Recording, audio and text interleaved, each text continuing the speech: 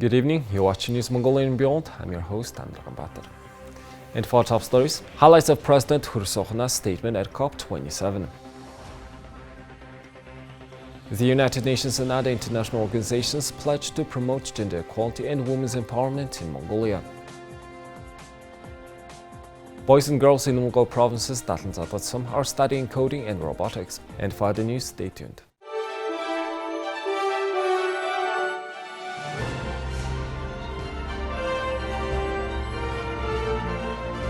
On November 8th, the President delivered a speech during the 2022 United Nations Climate Change Conference COP27 to express the position of Mongolia in the fight against climate change, desertification and reducing global warming.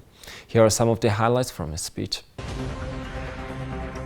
President Khurelsukh's speech mainly highlighted the fact that the international community is facing significant challenges such as a global food and energy crisis, rising prices and geopolitical tensions that may negatively impact the sustainable development goals. The President of Mongolia didn't forget to mention Mongolia's efforts to achieve those SDGs, notably the 1 billion trees national movements and other campaigns launched by the government, including the food supply insecurity and healthy Mongolians. The 1 billion trees national movement is believed to increase Mongolia's forest cover and contribute to the reduction of the amount of greenhouse emissions in the atmosphere, but to also positively affect the number of socioeconomic issues by improving soil protection, agricultural production, food supply, as well as safety and employment opportunities. Mongolia is one of the countries most affected by climate change.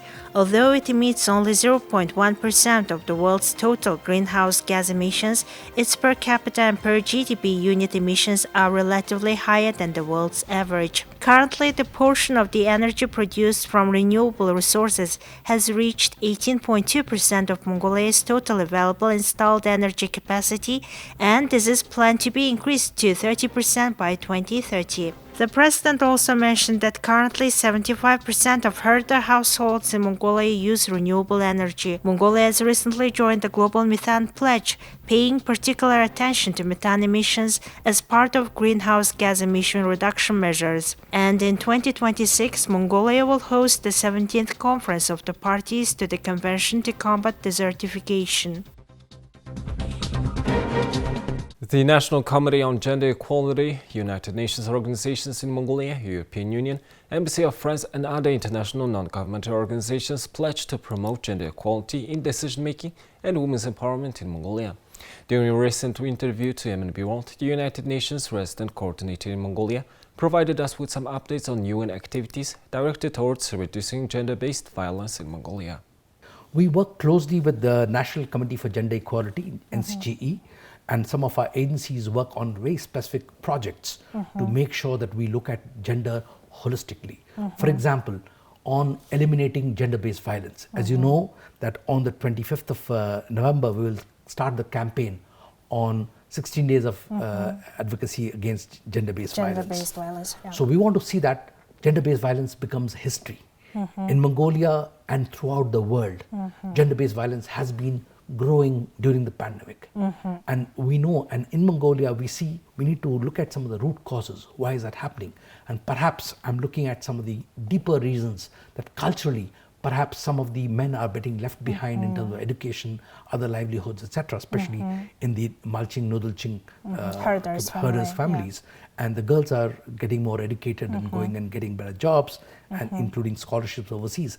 And I think some of the boys are getting left behind, and every indicator, whether it's livelihoods or income or social status or mental health and physical health, life expectancy is 10 years less than one. So I think there seems to be some kind of a reaction which is demonstrated through gender-based violence. I think we need to also not only tackle the problem at the symptom level and deal with the perpetrators and the victims and support the victims and deal with the perpetrators, but we need to move towards prevention. In addition, within the frame of the pledge, following actions will be implemented, notably advocating for an improved legislative framework which includes and empowers women, particularly young women, in decision-making throughout Mongolia, increasing the quota to 35 to 40% women candidates for 2024 local and parliamentary elections, and removing structural and financial barriers for women candidates to participate in future elections. Moreover, advocating for the effective implementation of relevant legislation to drive key institutions, including political parties, to prioritize gender equality and to be held accountable non-implementation, and calling for the elimination of policies, sociocultural norms, and practices that perpetuate gender-based discrimination and harmful gender stereotypes within key institutions, including political parties and media organizations, and the leveraging of men's leadership to implement these reforms. The eGobi NGO is a non-profit educational initiative delivering science, technology, engineering, and math programs, commonly known under the acronym STEM programs, to rural children and young adults to improve their computer and information technology skills. It runs a robotics-based STEM learning center, and more than 500 rural students have participated in its programs since its establishment. This is Khurelsukh, a native of Umnugovi province. After working for more than a decade in public broadcasting and completing her graduate studies in Shanghai and London, she decided to change her career and work in education, contributing to the development of rural youth. She co-founded the NGO Khurelsukh, or eGobi, and is now the CEO.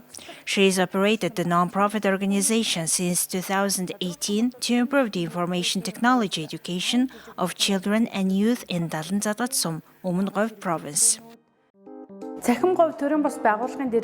We enroll children 3 years old and up in 8 different coding and robotics classes our NGO offers. Last year, province authorities provided housing for our center. Unfortunately, they later informed us that it would be impossible to continue that support due to unforeseen circumstances. Young boys and girls enrolled in our classes learn to code and create simple robotics projects. Our NGO's mission is to create world-class engineers from the Gobi region. Since its foundation, the organization has enrolled more than 500 local students in 8 levels of robotics-based STEM programs. To increase girls' engagement in technology, eGobi conducted training for girls at local boarding schools with funding from the United Nations Children's Fund. 30% of all eGobi program students are girls. Khurelsukh says that technology classes require funding and support to provide children with the necessary materials and tools. eGobi invites companies to cooperate with the NGO as part of their corporate social responsibility activities. Recently, eGobi received the Most Impactful Initiative Award from the 2022 Women in Tech Asia Pacific Awards for helping rural girls study coding with robots. Women in Tech is an international non-profit organization on a mission to close the gender gap and help women embrace technology. Mongolia got 2 awards. Thank you for staying with us. Now let's take a look at the currency exchange rates provided by Mongol Bank.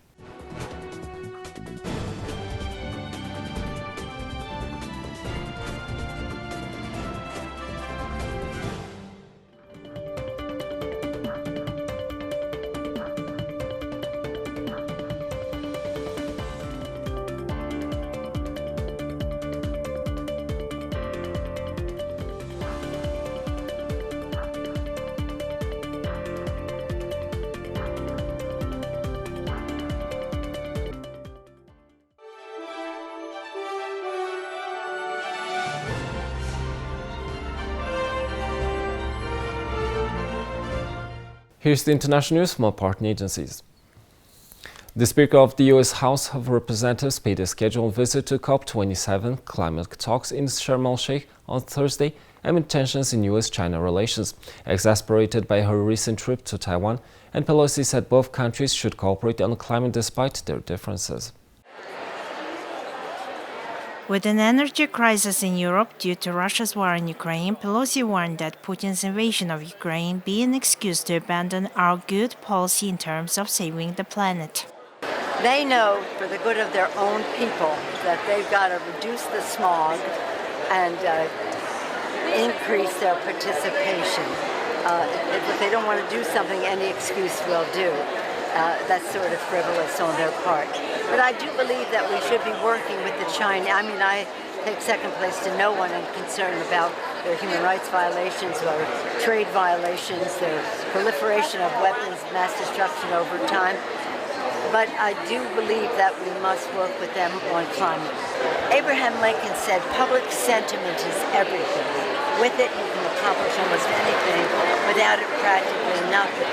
And I think what you saw in this election was young people voting on this subject that took everyone by surprise. Not us, but took the so-called experts who don't have that much communication with the grassroots, not recognizing it. And the young people overwhelmingly voted Democratic, and this is one of their primary issues. This, gun violence prevention, and personal liberty. NATO Secretary-General Jens Stoltenberg on Thursday received news of Russia's announcement it has begun to pull out of a strategic Ukrainian city with a reservation, insisting the West needed to see how the situation on the ground develops in the coming days. Speaking at the joint news briefing alongside Italian Prime Minister Giorgia Meloni in Rome, Stoltenberg said that the pullout shows Russia is under heavy pressure. We have taken note of the Russian announcement to retreat from Kherson. We have to see how the situation on the ground develops in the coming days. But what is clear is that Russia is under heavy pressure. And if they leave Kherson, it would be another victory for Ukraine. European security is being challenged. President Putin is waging a brutal war of aggression against Ukraine. But we have seen how the Ukrainian armed forces have been able to push back Russian forces and liberate territory. These gains belong to the brave, courageous soldiers of Ukraine. At the same time, the unprecedented support that NATO allies, including Italy, has provided is making a difference on the battlefield every day and remains vital for the Ukrainian progress. Meloni, who heads Italy's first far-right-led government since the end of World War II, has strongly backed Ukraine in the war.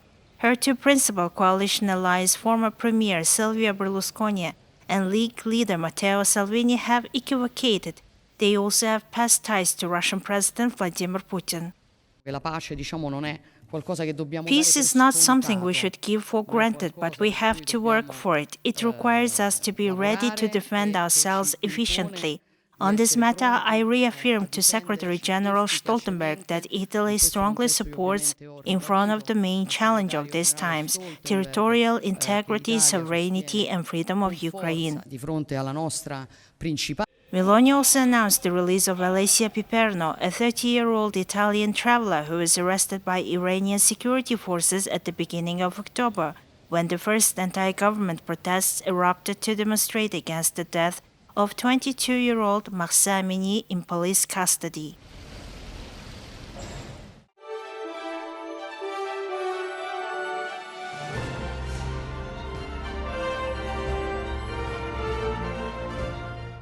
Now let's take a look at our regular feature on sports. The first cruise ship to be used as fan accommodation during the World Cup arrived in Doha on Thursday morning. MSC World Cup Europa, the docked at Old Doha Port, will serve as floating hotel with 4,000 cabins for the World Cup tournament. The first three of floating hotels which will accommodate fans during World Cup arrived in Qatar on Thursday. The purpose-built MSC World Europa docked at Old Doha Port ahead of its official inauguration on Sunday. The 22-deck cruise ship, which can house 6,700 guests, is 47 meters wide with 2,626 cabins and 40,000 square meters of public space. The MSC World Europa is the first of three such boat hotels to anchor in Qatar, with the second one scheduled to arrive next Monday. On board World Europa we have 33 restaurants and lounges, different experiences, all immersive. We have shows in 3 different locations. We have attractions such as the longest dry slide at sea, bumper cars, roller disco, drone academy. We have a yacht club, which is our biggest yet. And overall there is always something on, so it's 24 hours of entertainment our guests can enjoy. It comes a month after a third cruise ship was hired by World Cup organizers in Qatar to operate as a soccer fan hotel docked in Doha Port to add much-needed rooms for the tournament. Geneva-based MSC Cruises announced the agreement only 6 weeks before the World Cup is scheduled to start on November 20th. The 1,075-cabin MSC Opera will be available from November 19th to December 19th. Prices for the Opera were listed on MSC's website, starting from 470 Swiss francs per person per night during the group stage, with a minimum 2-night stay. MSC previously signed a deal with the Qatari government in 2019 to provide 2 ships with about 4,000 cabins as floating hotels to help house the expected 1.2 million international visitors. Qatar has estimated it will have 130,000 rooms per day for the tournament. Already nearby Dubai in the United Arab Emirates has planned for an influx of World Cup fans who want to stay there where their money may go further.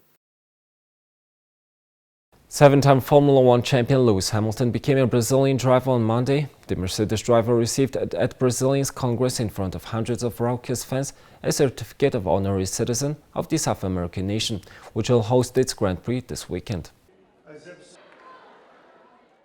Congressman André Figueiredo first made the suggestion in November after last year's Brazilian Grand Prix, which Hamilton won at Interlagos. The British driver carried a Brazilian flag on his victory lap and at the podium to celebrate with local fans.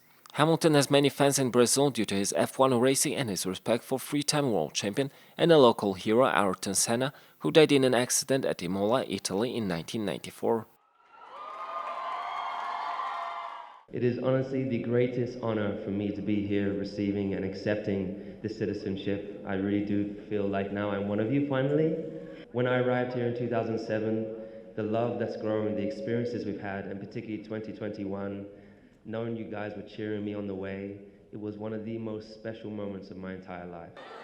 Lower House Speaker Arthur Lira said Hamilton is a hero for all Brazilians and a Briton by birth and a Brazilian by heart. 37-year-old Hamilton has struggled with Mercedes this season, which so far has given him 0 wins. He is currently in 5th position in the Drivers' Championship with 216 points and only 2 races to go. Max Verstappen of Red Bull has already secured the defense of his title with 416 points and 14 victories.